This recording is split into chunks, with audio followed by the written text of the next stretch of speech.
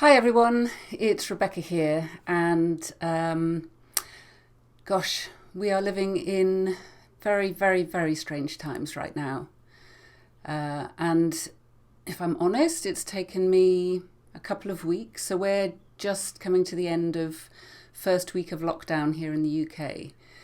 And it's taken me a couple of weeks, so even before that, to get my head around it. And of course, that's changing moment to moment, isn't it?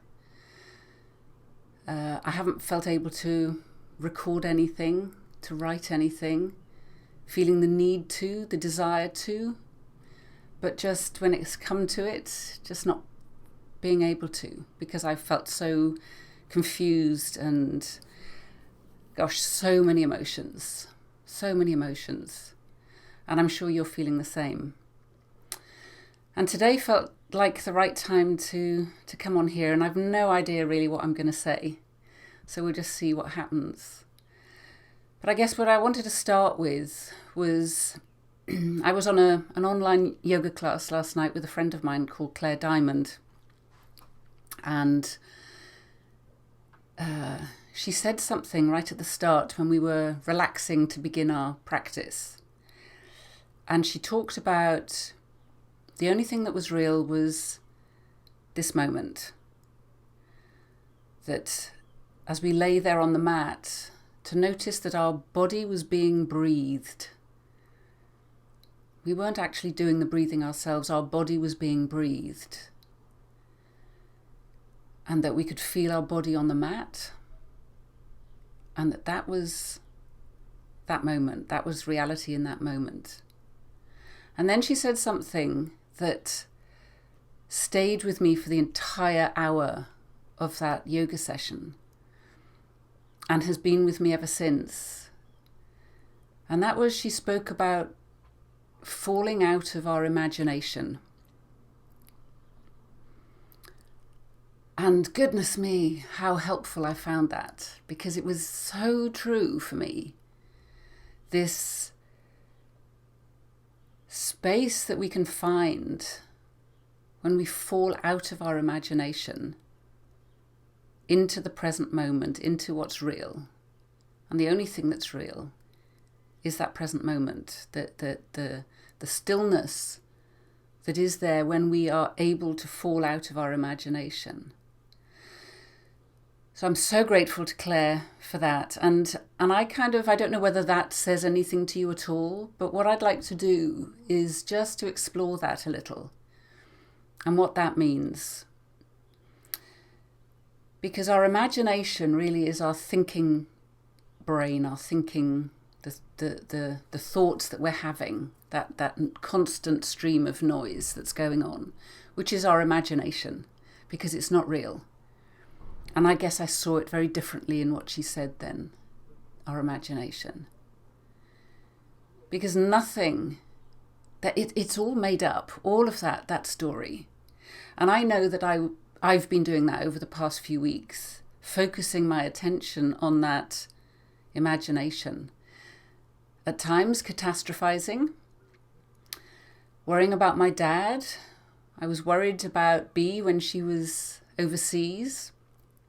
I've still got my concerns for my eldest, who's living in Singapore with his wife, and they're safe there, but I can't help that. That's the mum in me. And all of that imagination, when I read the paper, my imagination takes over, the story that I'm creating, the drama I'm creating. And that takes me to a place of fear. And I guess that is taking you to a place of fear as well. When we allow ourselves to spend time in our imagination, creating drama of stuff that's not actually happened yet. And I read somewhere, I'm going to forget who said it. I can't remember now, but it wasn't me, it was somebody else. It might have been Eckhart Tolle, actually, that spoke about the trouble is when we allow ourselves to think that what we're thinking is real, that imagination about stuff that hasn't happened, then the chance that what we're doing is we're suffering twice. Because we're suffering in the creation of it, in our imagination, in our thoughts. And then if anything near that approximates that, then we suffer again. And we don't need to do that. And that's really, really not helpful. But we're human and we do it. And we do it. And I see it so much in myself. I feel really emotional right now. I see it in myself when I get caught up in that imagination and in the fear that that creates within me. None of us know what's happening. None of us has any idea how this is going to play out. Things are changing moment to moment. Moment to moment. No plans. If anything, it's showing us that we had no control when we thought we did. And that's for another video. But I was on a call yesterday with a group and spoke about love and fear. And I know I've spoken about this before, but it feels it's even more important now to notice the difference in ourselves and when it's showing up for other people. Is that the love is that space before thought, before our imagination, before catastrophizing, before dramatizing, before reading the paper. The moment we wake before our thoughts kick in. Now that space is there all the time.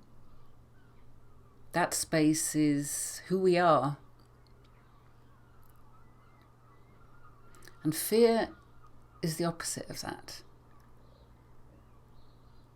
Where so much of the world is right now. And ourselves, and we'll see it.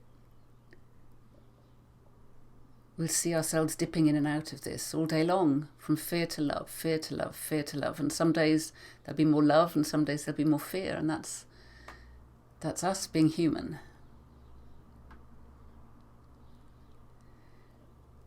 And it's in the slowing down and the knowing that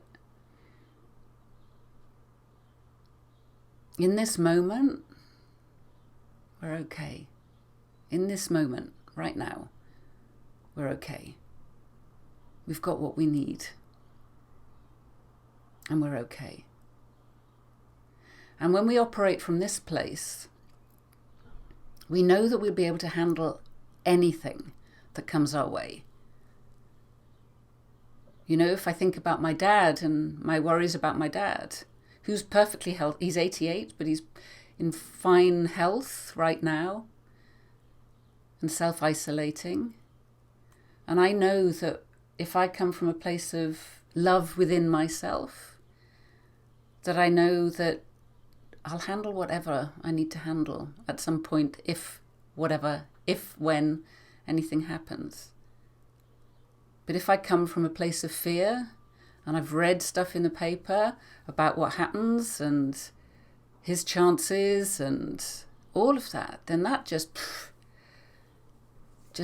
takes me away from love and settles me into fear. And then, of course, we know what happens when we're operating from that adrenaline surge, is that our immune systems are compromised. So it's not helpful. So coming back to these beautiful words that Claire shared on the yoga class last night about falling out of our imagination. And how helpful that is. And maybe you've got the question, yeah, but how do I do that? I'm so caught up. How do I do that? How do I fall out of my imagination? And it's just noticing when you're caught up, noticing when you're catastrophizing, and you'll notice it in your breathing maybe. You might feel that rising panic or feeling in your stomach, which I do. I know my stomach is my sign of, whoa, slow down. And just notice that. And ask yourself the question, what do I need right now?